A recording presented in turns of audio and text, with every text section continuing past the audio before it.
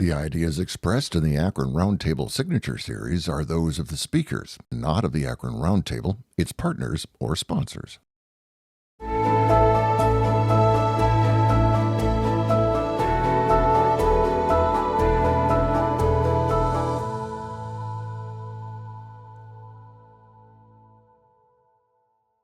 Good afternoon.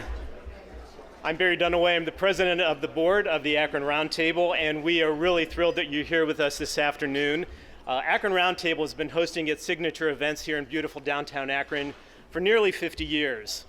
The Akron Roundtable proudly promotes community dialogue and networking and remains committed to our mission to bring the world to Akron. We invite individuals with diverse backgrounds and life experiences to speak on relevant topics to inform and educate our community, consider other perspectives, and encourage us to take action. In 2026, Akron Roundtable will celebrate its 50th anniversary, and we have a really special year planned. I'd like to invite Natalie Schulte to the podium, Akron Roundtable board member, to share some brief comments about our 2026 season. Natalie?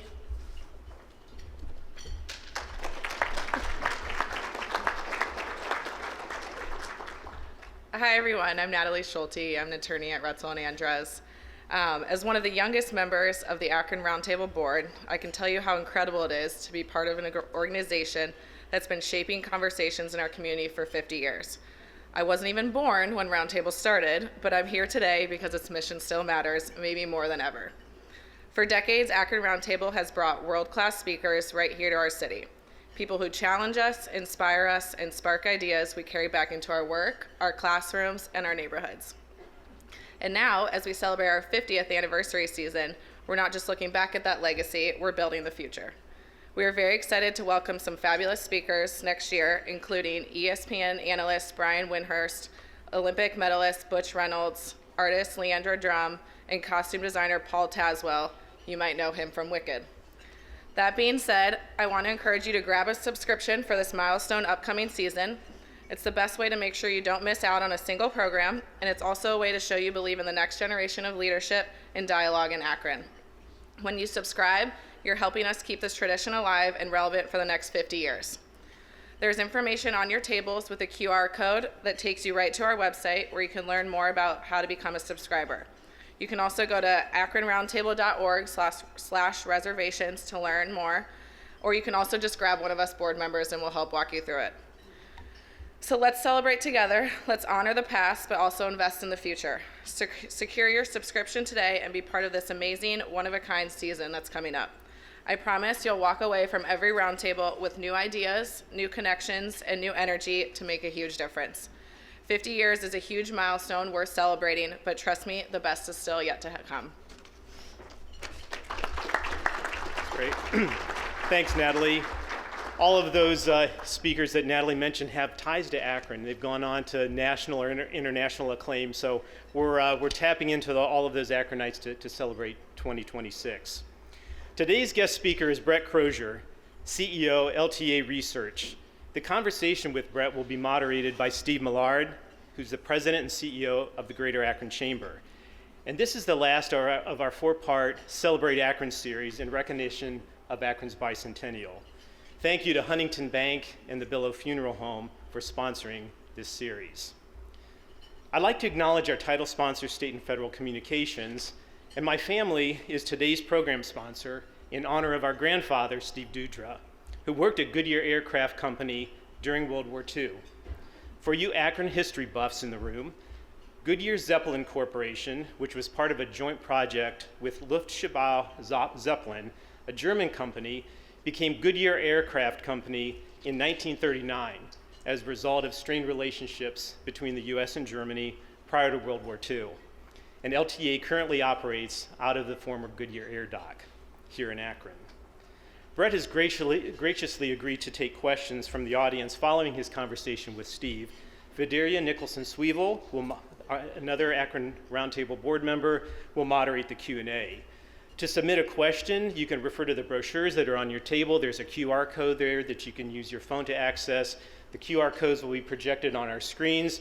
or if you don't have a mobile device with you, there are note cards on the table. You can jot your question down, and one of our staff members will come around and collect that. Feel free to submit a question at any time during the presentation if something that Brett mentions kind of triggers a question that you would like to ask during the Q&A. In consideration of our speakers, if I could ask you to turn your mobile devices off so that we have a nice quiet room for Brett's conversation. And at this time, I'll ask Steve Millard to come forward and introduce our speaker and begin our program. Thanks, Steve.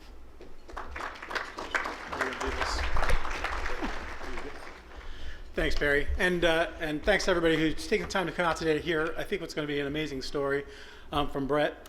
You know, the Greater Akron Chamber is proud to be a founder of the Akron Roundtable, helping to connect ideas, innovation, and leadership with the heart of our community. It's especially exciting to host today's program, a city with a proud legacy of innovation and resilience, and of course, a special place in aviation history. Akron built the legendary USS Akron and USS Macon right inside the iconic air dock. That same spirit of ingenuity that once defined our skylines being reimagined for a new era of sustainable flight.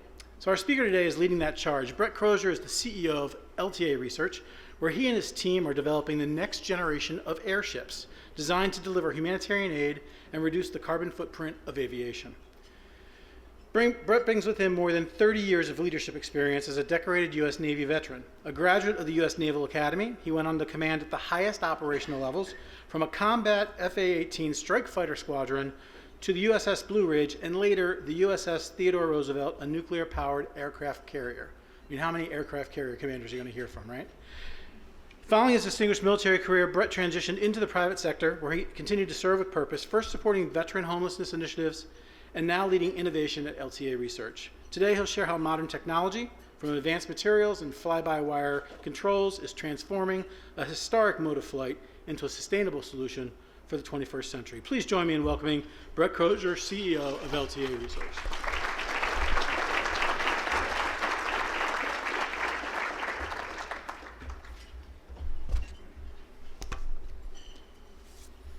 Hi. So when you stand inside the Akron Air Dock for the first time, it takes your breath away. The space feels almost alive with echoes of the past and dreams of the future.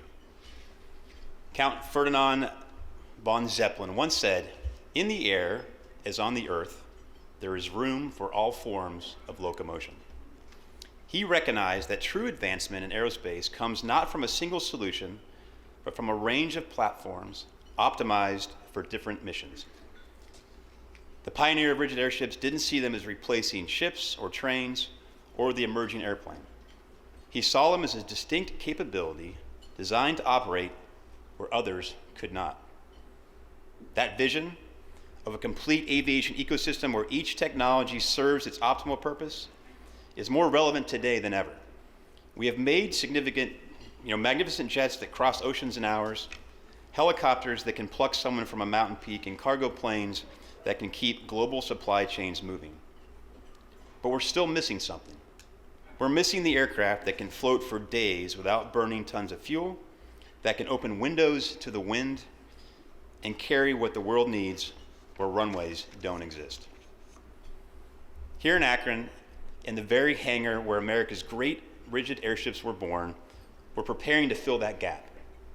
Not by trying to recreate the past, but by applying modern material science, advanced computing, thrust vectoring, and sustainable propulsion to the timeless principle of buoyancy. We're returning to aviation what it lost nearly a century ago, and proving that what seemed like an ending was actually just an intermission. So good afternoon, everyone. I'm deeply grateful to be here in Akron today, speaking to the leaders who shaped the remarkable future of the city. Thank you to the Akron Roundtable for the invitation, and to Steve for your kind remarks. And thank you all for welcoming LTA Research into your community with such open arms and genuine enthusiasm. And I look forward to the questions after and meeting many of you after the event today. But standing here in the city that built the magnificent USS Akron and USS Macon, that has housed the Goodyear fleet for generations, that earned the title Airship Capital of the World, it's both humbling and motivating. This city didn't just manufacture airships, it pioneered an entire industry. developed the expertise, created the infrastructure, and cultivated the skilled workforce that made lighter-than-air aviation possible. When I walk through the Akron Air Dock, a magnificent structure that has stood for nearly a century, I'm reminded that Akron has always been a city that thinks big, that takes on challenges others consider impossible. The same ambition that built the largest building in the world without interior supports, that is the ambition that drew us, LTA, to Akron. But we're not just here to honor that legacy. We're here to write its next chapter. We're here to prove that Akron's greatest contribution to aviation isn't in the past. It's happening right now as we speak, in the work we're doing together to revolutionize flight itself. LTA research actually began right in the city, in the basement of the archives of the University of Akron. In 2014, our founder spent weeks in those archives studying everything about airships. Technical manuals, flight logs, engineering studies. What he discovered was that the end of the original airship era was about timing. The materials weren't ready. The control systems weren't sophisticated enough. In 2025, everything has changed. Carbon fiber composites can provide strength-to-weight ratios the engineers of the 1930s could only dream of. Computer modeling can simulate and solve aerodynamic challenges in hours. Electric motors and battery technology have finally reached aviation-grade reliability. Our founding vision was simple. What if we could revolutionize aviation to be more efficient, sustainable, and adaptable than anything flying today? The answer led us back to the rigid airship. Why airships? Well, because physics don't lie. Buoyancy is free lift. While helicopters burn tremendous fuel just to hover, and while airplanes must maintain forward speed for lift, airships float. In modern carbon fiber, fly-by-wire controls, and electric propulsion, and suddenly you're not looking backward, you're looking at the future of aviation. At LTA, we believe there's inherent value in pushing the boundaries of what's possible. Real innovation creates its own demand by showing the world what it's been missing, and we see clear potential applications. Humanitarian aid in remote areas, climate monitoring from stable platforms, and unique travel experiences that connect people to the world below them. We didn't come to Akron just for the history. We came because Akron understands what it takes to do something like this that's ambitious. This city has a century of manufacturing experience, a workforce that knows how to build things that fly, and the institutional memory of what it takes to make the impossible possible. In the 1930s, Akron was Silicon Valley, Detroit, and Houston rolled into one for lighter-than-air aviation. The USS Akron and USS Macon, constructed here, were the most sophisticated aircraft of their era. Flying aircraft carriers that could launch and recover fighter planes in midair. The Akron Air Dock, at 1,175 feet and 211 feet tall, was built without interior supports. Revolutionary engineering that created a cathedral of innovation. The building is so large that 7 football games can be played simultaneously inside, and so long that 2 Washington monuments can be placed end to end inside the hangar. But we're also tapping into Akron's deep manufacturing heritage. The city has been at the forefront of American manufacturing for over a century. The precision required to design a tire is the same precision required to design an airship. The quality control culture, the understanding that lives depend on getting it right, this is embedded in Akron's DNA. When our Pathfinder 1 rises to the sky, it carries with it not just helium and technology, but the accumulated knowledge, skill, and ambition of this remarkable city. Every flight is a testament to what Akron was, what it is, and what it'll continue to be, a city that makes the impossible fly. In 2017, LTA's founder assembled a small group of University of Akron interns to form an R&D arm of the company. They set up shop in what was known at the time as the Firehouse, a 1-story brick structure on the southern end of the Air Dock campus. The building, I think, has been removed, but you can still find bricks around our office as memorabilia. But the team refined concepts and built multiple subscale prototypes to validate systems before Pathfinder 1 construction began. The team there also began forming connections with local community leaders. A great many visitors came through the doors of the Firehouse, and I imagine most left feeling inspired by the potential of a long-neglected aircraft. These relationships also played other unexpectedly important roles. In July of 2018, The team needed a private place free of obstructions to flight test one of those early prototypes. After a few phone calls, they found themselves driving the streets of Akron in the middle of the night, towing a small airship down the middle of Exchange to the UA football field, led by a police escort. So I'd like to imagine the call that they got there at the police desk when they were asked to do that. But that experience taught us that innovation doesn't just happen in isolation. It requires community support, understanding, and sometimes a bit of patience with the unusual. The Akron police who provided that escort weren't just doing their jobs. They were participating in history, helping us prove that these concepts could work in the real world, not just in computer simulation. Today, we have talented teams across California, Ohio, and Nevada. Over a dozen are University of Akron graduates, including 3 original interns. One of which told me, working on Pathfinder 1 doesn't feel like building something new. It feels like completing something that was started long before I was born. So I spent 30 years in the Navy as a naval aviator. My shout out to the folks in the back there wearing the uniform. Thanks for your service.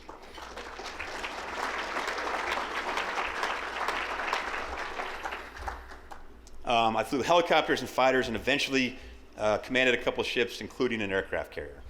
And you might wonder what aircraft carriers and airships have in common. Both are about projecting capability through the air. Both require orchestrating complex operations where hundreds must work in perfect synchronization. Both demand absolute attention to safety. When I first learned of LTA, I was skeptical at first. But the more I learned, the more I realized that this wasn't about nostalgia. This was about solving real problems with innovative engineering. What drew me was the opportunity to push the boundaries of what's possible. My philosophy is simple. Hire brilliant people, give them clear objectives and resources, then just get out of their way. Create a culture where safety is paramount, questions are encouraged, and failure is seen as learning. Comparing the rigid airships of the 1930s to what we're building today is like comparing a Model T to a Tesla. Pathfinder 1's mainframe uses aerospace-grade carbon fiber, over 100 times stronger than was available back in the 30s. Our geodesic framework distributes loads more efficiently than anything previously imagined, and our fly-by-wire system processes thousands of inputs per second, making micro adjustments no human could manage. One of our patent breakthroughs came from an unexpected source when University of Akron co-op student Kyle Verney joined LTA late in 2020 to help solve the challenge of monitoring helium cells inside the airship. Early tests explored several sensing methods before Kyle's LiDAR-based approach proved most effective, using the same technology that helps self-driving cars generate real-time 3D maps of each of our cells' volume and the position in the airship. It can detect changes less than an inch in size, giving us unprecedented ability to monitor and maintain optimal performance across the envelope. This breakthrough didn't come from Silicon Valley. It came from a University of Akron student with a curiosity and a fresh perspective. Fresh eyes, unconstrained by conventional thinking, often see solutions that experience might overlook. And safety drives everything we do. In historical photographs depicting the construction of the Akron and the Macon and other historical airships, you'll see the workers perched on these 200-foot ladders, multiple stories high, no safety equipment, and just raw courage and steady nerves. We knew that if we wanted to produce airships safely and efficiently, we needed a better system. So enter another of LTA's patented innovations dubbed the roller coaster. This system involves a cradle that rotates the entire framework of the airship as it's assembled. So not only does it allow for faster construction, but allows assembly from workers to remain safely on the ground or on large, sturdy platforms. Modern safety systems, redundancies, and manufacturing breakthroughs mean we're meeting modern aviation standards. And because this is a new technology, in some cases it means we're working closely with the FAA to develop those standards. Every component has backups. Every system has multiple ways to fail safely. And today we're making history with Pathfinder 1, the largest flying aircraft in the world. 400 feet long, larger than a 747. It's the first rigid airship to fly in nearly 90 years.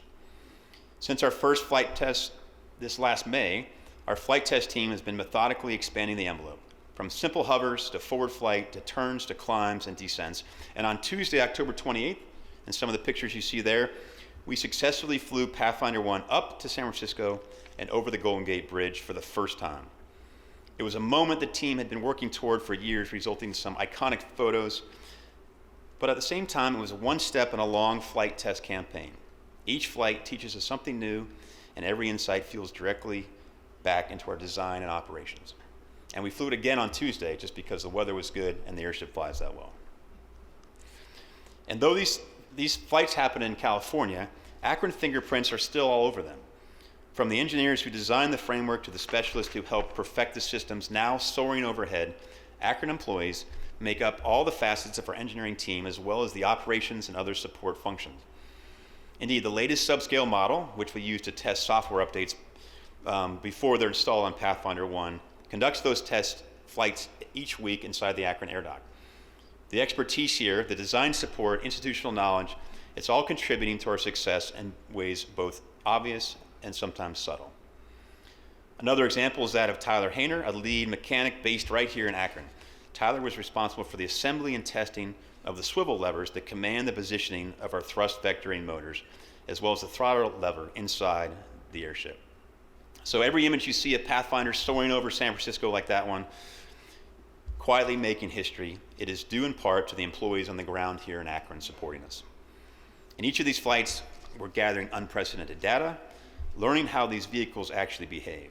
But mostly, in most cases, it performs much better than even expected. More stable, more efficient, and more responsive. But beyond the aircraft, we're building an entirely new generation of aviation professionals. Our team members aren't just operating Pathfinder 1, they're pioneering an entire industry. So standing here in Akron, we're not just honoring the past, we're igniting the future. And Pathfinder 1, that you see here, is just the beginning. We're proving that the rigid airship story didn't end in 1937. It just took a pause that allowed technology to catch up to the vision. To the leaders here today, you're not just witnesses, you're participants. Your support, your skilled workers, your engineers, your manufacturers, your students, they're all part of the story. Together, we're reinventing what aviation can be. More efficient, more sustainable, more adaptable. And Akron isn't just remembering its airship legacy, it's just building the next chapter. Thank you very much. Brett, thank you. Thanks for being here today. Also, thanks for the comments about our community, the role it plays, and sort of the way you're thinking about this. When I first met you, when you guys came to Akron a few years ago, I first met the founder of this company. I didn't get it. Like, I didn't understand exactly what you were doing. I knew you were using this iconic place called the Air Dock, and stuff was going on inside there. We weren't sure exactly what was happening there. But talk about why the world needs this product now. I mean, Goodyear's had the blimps around for a long time, and they're iconic. Yeah. What is it that we need from what you're creating that doesn't exist today? Sure. I'll start just kind of to level it so people understand maybe the difference. You know, we talk about airships, which is really anything that gets its lift from a gas like helium. Mm-hmm. That includes the semi-rigid, like Goodyear, that you see flying quite a bit. And the Zeppelin NT design is a semi-rigid, whereas what we're flying, what we've designed and built is Pathfinder 1, which is a rigid airship, which means that the structure you see is rigid. It's carbon fiber tubes with a covering. The helium is inside and different various helium cells. So when Goodyear deflates the helium, the Goodyear blimps obviously look deflated on the ground, whereas you won't notice that inside a larger rigid structure. And what that gives you then is the ability to build them bigger and do more with them. If you go back to the Macon and the Akron, those airships were 750 feet long. Mm-hmm. They would carry 75 people. They had a hangar inside for the airplanes. They're massive inside. So we've decided to go on the path towards rigid airships because it provides so much more functionality for various kind of missions we talked about. And let's talk about humanitarian as an example, which is one that comes up quite a bit. Airships are uniquely designed for that, particularly rigid airships. We don't need runways. You know, we can stay airborne not just for days, but oftentimes weeks. It's an incredibly stable platform. It can operate low over the ground. And so it creates a unique platform for things like a floating hospital, providing medical support to folks on the ground. And again, we can go over places like you mentioned where there's been a disaster or some kind of humanitarian disaster where we want to be present to provide medical care, supplies, or just comms relay. And to me, it's an inspiring mission to design to and be part of in a way that we know there's a need for it that exists even to this day. So that obviously is the first thing that comes to mind. It's one I think that inspires us all as we're kind of building, designing, and flight testing. And it's unique to larger rigid airships like Pathfinder 1, which is our proof of concept. And then in addition, there's travel opportunities. Flying an airship, you can fly at low altitude. It's quiet. You can open the windows. It's an incredibly unique experience where you can see a day where there's also things like potential travel opportunities over wildlife or national parks. And then, of course, there's also cargo as a potential where, unlike most cargo transported in aviation right now, you're limited to the dimensions of a 777 or an airplane. The cargo hold, the cargo capabilities of an airship are much wider, much longer, and so it allows you to take things that are potentially bigger and can be transported in ways that otherwise you couldn't by aviation. So we're excited about all those, and again, humanitarian is the one that, again, the platform is adaptable, sustainable, and incredibly efficient and burns very little gas in a way that I think will open up airships to the future of aviation. We're also focused on efficiency. The idea of traveling in an airship on a trip, it feels more, maybe a lot like a cruise or a train trip, if you will, but I could imagine dropping down into the Grand Canyon right there. That'd be pretty cool. So you talk about cargo. I mean, give us a sense of the scale and the size of these ships. You used 400 feet as a number. Can you fill the thing with cargo and equipment and things like that, or is it relatively limited because of the lift and all those kinds of things? Sure. So to be clear, that what you're seeing in the pictures there is Pathfinder 1. Okay. It's a proof of concept. Okay. Meaning we're validating the structure, we're validating the LiDAR technology we talked about. It's hybrid electric, which means we have batteries for the motors and the thrust vectoring. So we're not, I won't speak to the future design, I think, because that's really what we're focused on right now is the flight testing of our proof of concept. But every time we fly, we're obviously learning lessons about what the larger airships might look like in terms of size. Got it. So one of the things that you talked about was your history as a Navy pilot and your history in the military, commanding different kinds of groups. When you think about flying this airship, as a pilot, somebody who's flown different kinds of things, what's the experience like when you're in the airship, in the air? Amazing.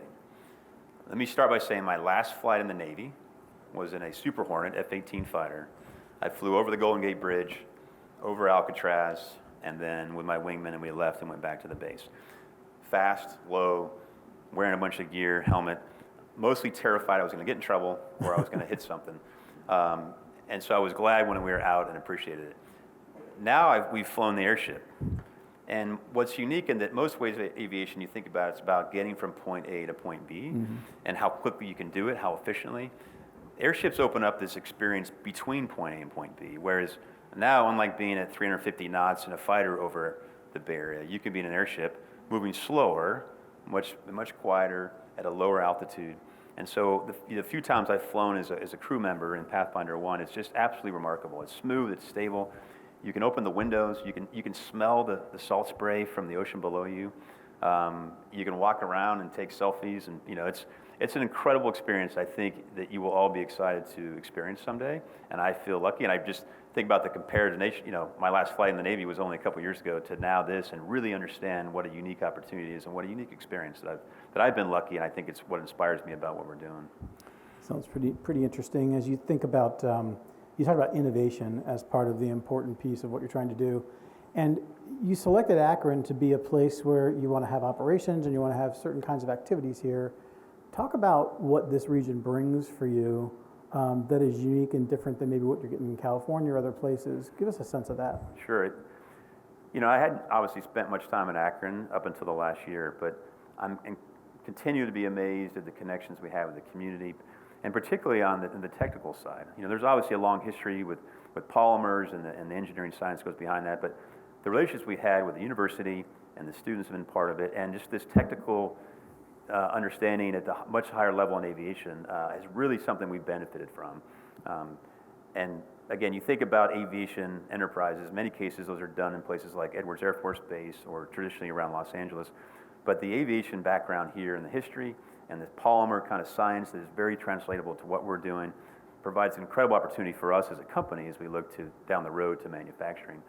So that's something certainly that stood out right away, and I look at the number of employees, over almost 24 that come from this area with engineering backgrounds, which has been amazing.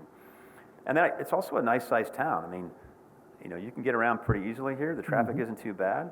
I will tell you, the first time I came here in December, it was snowing. It was, as a California kid, it was a little bit of a shock. But it's a really nice place to be. We feel very welcomed by the community, the university as well. And I feel like, you know, you think about wanting to grow the company, expand the company. I can't think of a better place than here for all those reasons. We like hearing that, Brett. That's Sure. good stuff.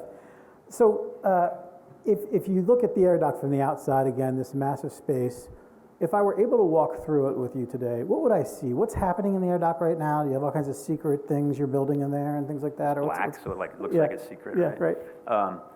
No, it's a great question. In fact, I'm spending time tomorrow. I come out to Akron a couple days every month.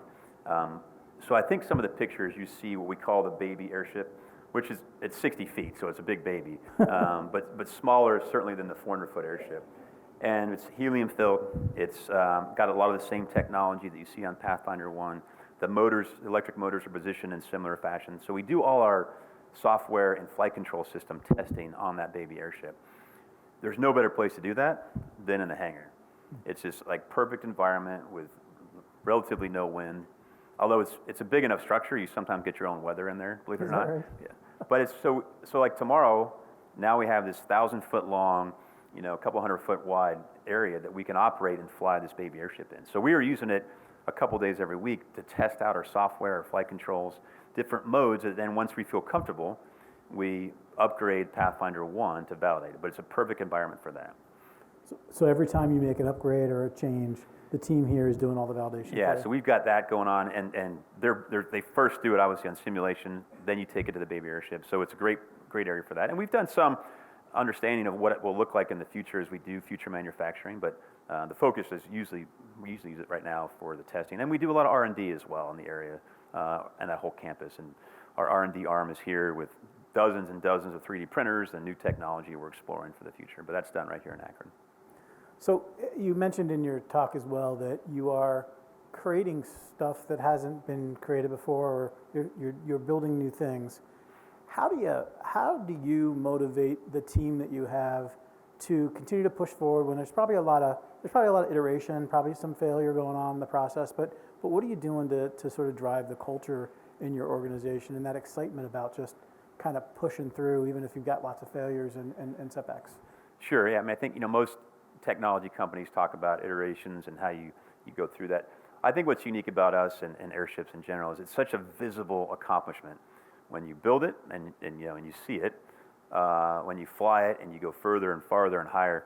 So we have these milestones, and we've seen a lot of them this year that we've been able to accomplish that they're inspiring. Even if it's taken us, you know, it takes years to design and build, to see it now, I think it's hard.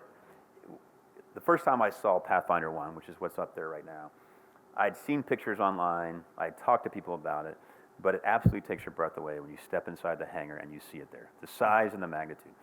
So now to see it flying, now to see it over the Golden Gate Bridge, around Alcatraz, up in the Bay Area, I know that, you know, we did our first, we called our capstone event, but in October when we went to the Golden Gate Bridge, we probably had 100+ employees that were scattered along the coastline up to the Golden Gate Bridge and beyond, just to be able to see it and visibly understand what's going on.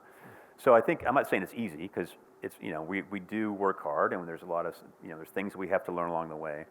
But I think it's unique to see something that's so visible with these inspiring missions to be part of, that I find that keeps most people pretty motivated, and they're eager to do something that's ambitious, and that's the kind of people we want to hire. And as you, again, have other leadership experiences in the military versus this leadership experience you have, what's different about leading in this environment? Yeah, so my background obviously has always been in aviation. I think what's different is the innovation of what we're doing. Everything I've done in the past were on platforms and airplanes and ships that have been designed, built, and tested. So to me, it's what's different is you're working with people that are inspired to do something new, do something different, not afraid to push the boundaries, and then learn that maybe that's not the right way to go in terms of like small technology, but to see it all come together visibly and do something that is world changing in terms of aviation. That's a hard mission to beat. It's a hard thing to not be excited about, and you know, that you definitely want to be part of. Well, my understanding is people are getting opportunities maybe they wouldn't have imagined they were getting. Maybe you're building new jobs and capabilities that don't exist right now to sort of drive the mission. Any examples there that you can talk? Yeah, and it's a small company relatively, so, we might hire somebody who's an engineer and they're working on one particular project, but there's a lot of cross-functional work that goes on. So I think that's exciting based on her size. But, a good example would be we've got a lady who works for us named Skylee, who's from the Akron area, went to school here. She started in ground operations, so working on the equipment that it takes to move the airship around, move the airship in and out of the hangar, but just developed a passion for aviation along the way and continued. So through our stipend program, she was able to take flight lessons, and she got her pilot's license. She now has her commercial license, and now we're training her to be one of the first LTA-produced pilots in an airship. And so to see her come from the area, growing up around, in the area, seeing Goodyear fly all the time, to, just put her foot in the door, like, hey, I want to be part of this company who's doing great things, to now, the other day, when I was, flying around the airship, there she was in the airship flying. And she's a crew member right now as a test engineer, but soon enough, she's going to be sitting in the front seat as a pilot. So that's what a small company can do for you, especially an innovative company, and that's the kind of people we bring in that that are inspired by what they do and find ways to continue to grow. So as you think about longer term, you're working through Pathfinder 1 right now. Plans are to sort of build the larger airship. How does Akron play into that plan? Yeah, we kind of talked about, Akron has got the history, it's got the infrastructure, it's got this incredible amount of talent that we can leverage. So Akron's kind of always been the place that we've envisioned the next step. When we want to manufacture whatever comes after Pathfinder 1, which we would expect to be bigger and more capable. Our focus right now is clearly on flight testing, the slow, deliberate, and safe process by which we expand the envelope, flying like we've been doing recently. But we're excited about the day when it comes, and we've always said that this is where we're going to grow. This is where we're going to utilize that hangar in the area and all these relationships that we have and all the talent here to do exactly that. So you've had a chance to interact with the employees here. You've been in the community over the last couple of years as you've come in and out. What would you say to somebody that you were maybe recruiting to Akron for a position? How would you describe Akron to them and the region? Just give me a sense of how you talk about it. Yeah, we always start with a mission, right? Like, come to LTA because we're trying to change the world. Come to Akron because it's a community that will welcome you, that's got a technical background that will support you, and it's where we see our future. And I think, having grown up in California and all the challenges of living in a big state with infrastructure and traffic and stuff like that, for many that are trying to get their start, if they can be involved in aviation, be an engineer or in any capacity, trying to change the world, and also do that here in Akron, where it's, just a pleasant place to live and a place you feel welcome and less traffic. It's not a hard pitch, I guess, at the end of the day. I think people are eager to be part of it. We're going to take some questions from the audience. Before we do that, maybe just a final question for you. So what are the milestones over the next 18 months? What will we be hearing from you or seeing in the news about LTA, Pathfinder? How does it play out? Yeah, so our focus is, right, like we said right now, is focused squarely on flight testing of Pathfinder 1, our proof of concept. So I think you're going to see more of that as we continue to fly around the Bay Area and the expanded region there, as we go further and higher and faster and try to understand the limitations and what we're capable of. And that's kind of where we're focused. I think that's what you'll see. It's nice to see the success we've had, and we know more is coming, and that should be exciting to everybody here. Like we said, we have 75 employees here in Akron, and they're all part of what we're doing in flight testing there, so they're integrally involved in that. So we're excited about their continued support to our success, and I think you'll see more of us. As much, I'm a pilot by trade, so the more flying we do, the better, and I think you'll see a lot of that in the next 18 months. Be in the air, right? So, our friends at Goodyear, oftentimes one of the premier things that you can get your hands on is a couple of tickets to sort of fly in the blimp. So where do I get the list to sort of get on? Heather's got the list going right there. Heather's got the list going already? Just All right, see her after. All right, we'll talk to you about that. So, Brett, thank you for the thanks, Steve. conversation, some of the ideas you shared. Fideri, I think you're here to do some questions, right?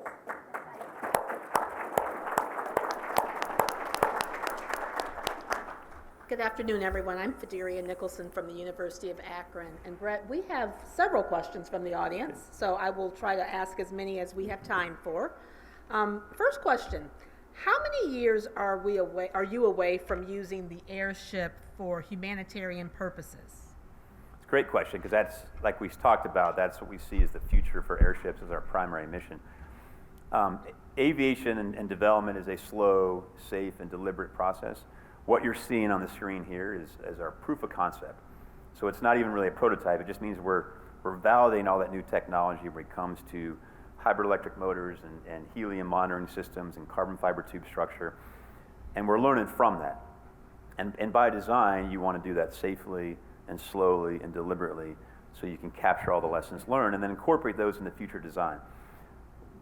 At some point, and I can't speak to when that happens, but we'll look to what the next design needs to be more functional, that'll be bigger, that we'll want to commercialize. And that's a slow process. I mean, it's not weeks, it's not months, it's years in some cases, but again, that's kind of why we really just focus back to the flight testing. Is the more successful we are with flight testing, the more we build the case for designing and developing. And that'll be another slow process, but that's how you want it to be. You want it to be safe as your primary function, but also capable. But so patience will be required for sure, but it'll be exciting because we'll continue to do testing on Pathfinder 1 along the way. Thank you. And also, as a part of this question, are you seeing interest from other governments who are interested in buying for the purpose of humanitarian efforts? I think there's a general interest around the world in more aviation support. We don't have specific conversations at this point because we don't really have that final commercial product to offer. We pay attention to the need for humanitarian aid, what that looks like, as well as travel and the cargo piece we talked about as well. So we certainly are mindful of what that demand looks like, but we haven't had any specific conversations at this point. We're really, like I said, we're kind of focused on the flight testing and make sure that is we're learning the lessons we want to learn from that before we kind of move on. Thank you. And this next question has our students in the audience in mind. So what skills or educational background could Akron provide for its students who may want to have a future with LTA someday? Yeah, it's a great question. I think I'd love to, at some point we'll look at all the degrees of the University of Akron employees that we have now. Obviously, aerospace is helpful, but a lot of the other engineering disciplines are also equally as important. We talk about the polymer focus here in Akron, but a lot of those apply in terms of how we deal with material science as it relates to carbon fiber tubes, the soft cell engineering in creating the helium cells as well as the outer structure, electrical engineering as it relates to this new electric system where it's providing power to the batteries that power our electric motors. So it's a pretty diverse group of engineering disciplines that is what it takes. So I think all of those are applicable in some way to what we're doing, and I think would benefit us for sure. Great, thank you. Do you have any insight into the future workforce needs for this new sector of the aviation industry, and what are the greatest needs that you foresee? Well, I think it kind of goes back to that last question. I think certainly anything STEM focused is what we would benefit. Anything in aviation, aerospace would benefit from those with STEM backgrounds, so not limited to ones I just mentioned, but I think the more that we see that continued, University of Akron is a top-notch engineering school, so more continuation of that and more students eager to be part of aerospace and want to stay here and help us when we start growing in Akron. I think continue that path would be great. Thank you. And what role is AI playing in the development of the airship? They wrote my speech. No. Okay. And the questions. No, I'm just. And the questions. No, it didn't. It's AI is remarkable. I think we, being society at large, is trying to best understand how to best utilize AI. It can be incredibly powerful. You obviously have to know what you're doing to get the most out of it. You can't. It doesn't supplement just good thinking and engineering skills, but I think it is a good complement. A lot of what we've seen and some of the efficiency we've gained, or think of the non-engineering work when it comes to process and documentation and some of the maybe would appear to be the more mundane admin tasks. AI can do that pretty quickly. And so Luke's here, he's from the area as well, and he kind of leads our AI efforts. And I would say we started with people tiptoeing into it, and now I think people are running to find ways to better utilize it. And that's from engineering to long-term strategy stuff to writing speeches or comments and stuff like that. I think it's pretty powerful. And I think we as society are still trying to figure it out. And what I always tell people, use it, it's a tool, but you still own the results. And I think that's something that's, when you think about safety as it comes to engineering for aerospace, that we have to maintain. So I think it's, for those that don't use it, I would say get on board and start using it, because I think you want to understand what it provides. Have there been any collaborations with Goodyear and their blimp team or other organizations in the area? Yeah, there is certainly a lot of crossover between the two organizations, and from the pilot standpoint, there are not a lot of airship pilots in the world. The numbers are remarkably low, which is why we're excited to bring folks like Skylie on board that want to be a future airship pilot. So it's a small community. I've toured the facility at Wingfoot recently, and there's a lot of folks that have backgrounds with Goodyear that we're leveraging now when it comes to how you operate. And I think that is a long-term relationship that I look forward to continuing to grow, particularly as we get in the area and we bring in some aerospace manufacturing capabilities that might also help them. But they've been doing this for years, so anytime we have questions about things as it relates to operations, we often turn towards them or folks that have worked with them in the past, and then they've been a great resource for us. Probably can't see him, Brett, but the Goodyear team is over there. They are. Supporting you, yeah. All right. Did I get that right? All right, we have time for a few more. If the primary source of lift for airships is helium, and with the supply of helium on the planet being finite, what is LTA's solution to this unique problem? No, it's a great question. Someone who's paid attention to the aerospace community at large. And obviously a lot of where helium is used nowadays is in medical and other areas like that, to include some computing cooling properties. But we recognize that it's a finite resource that's extremely valuable to what we do. So we endeavor to make sure that we treat it as such, and we spend a lot of our times in manufacturing and designing the helium cells that contain the helium to make sure that that the helium doesn't leak out at the rates that would be unacceptable. And it makes sense from a business perspective as well. Helium's expensive, and we want to make sure we maintain it. So, we have folks here today with the company that spend a lot of time thinking about how do we design the cells that make sure that the helium we put in the airship just doesn't leak out over time. And it's something I'm sure Goodyear does the same thing. We understand that that's a finite resource, and we need to treat it as such. Thank you. How is global warming impacting the future of rigid airship flying? Do you see global warming having an impact? Yeah, I think you could apply, you look at global warming and what it might do to maybe cause some of the disaster areas we're talking about needing support. But I also think about, airships are incredibly fuel efficient. By some estimates, 70% less fuel used, maybe 80% less fuel used than a similar sized airplane. So I think that's something that we're very considerate of as we fly around, and you sip gas. And I come from a background of flying fighters where I'm not worried about fuel burn, except when I run out of fuel. So in this case, it sips gas, and we flew again. I say this because I'm proud of it, but we flew again to the Golden Gate Bridge on Tuesday, and we stayed airborne for 7.5 hours, which was our longest flight to date. And we could have stayed out airborne for another couple hours because we sip fuel. So I think that's, in one ways, we think we can help mitigate potential climate effects in the future, but also we go back to the humanitarian kind of disaster relief. As more of those things come up, then we'll be in a position to maybe support that. Great, thank you. What support, Brett, are you receiving, if any, from the state of Ohio for this excellent initiative? So we certainly are pay attention to all the initiatives.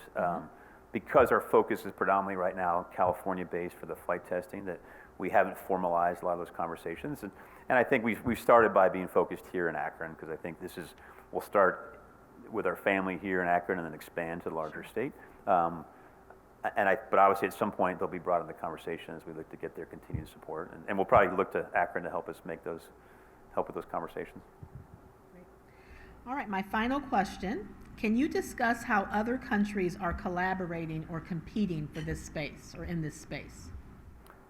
Well, there's certainly a lot of companies trying to do similar things, particularly maybe overseas and other places. And I don't know that I look at it like necessarily competition right now. I think we certainly have our own proprietary stuff in engineering design, but for the most part, we recognize that our success or their success is helpful to the entire community and leads to a better understanding of what airships are capable of. So we root them on. We want them to be successful because rising tide floats all boats, as we say in the Navy. And I think they are benefiting right now from our incredible success we've had with Pathfinder 1 and our flight testing. Thank you. that concludes all of our questions. I actually got through all of them, so I will now turn it over to our president, Barry Dunaway. Thank you.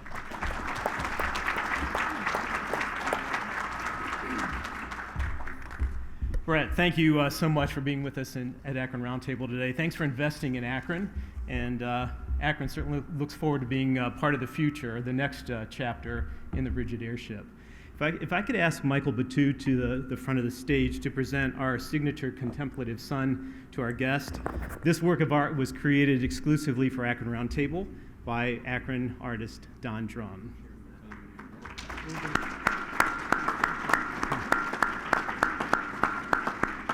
Thank you. Thanks, Michael. We appreciate the sponsorship of Gardens Wealth Management for that gift. Thanks to our valued partnership with IdeaStream Public Media, PBS Western Reserve, and the University of Akron ZTV, today's program will be aired on multiple channels over the next several weeks, and it will be broadcast on WKSU 89.7 FM on December 4th at 8 p.m. Additionally, today's conversation will be available to stream on demand on our website, the Akron Roundtable website, PBS Western Reserve, and IdeaStream websites, and the PBS app.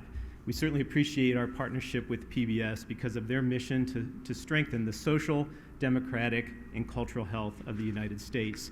And thanks to the University of Akron and its Excel Center for Community Engaged Learning for sponsoring our podcast series. And thanks to the students who are here every day to make sure our AV and filming and everything takes place, and we appreciate your support. We hope to see you next month on December 11th for our signature series luncheon with Mark Elsden.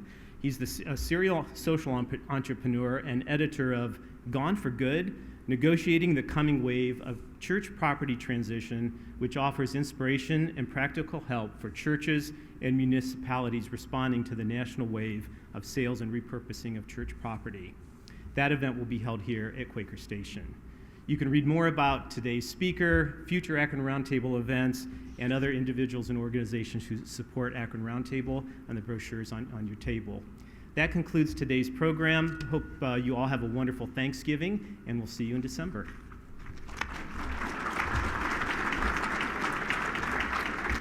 This has been a production of Akron Roundtable, PBS Western Reserve, the University of Akron, and IdeaStream Public Media.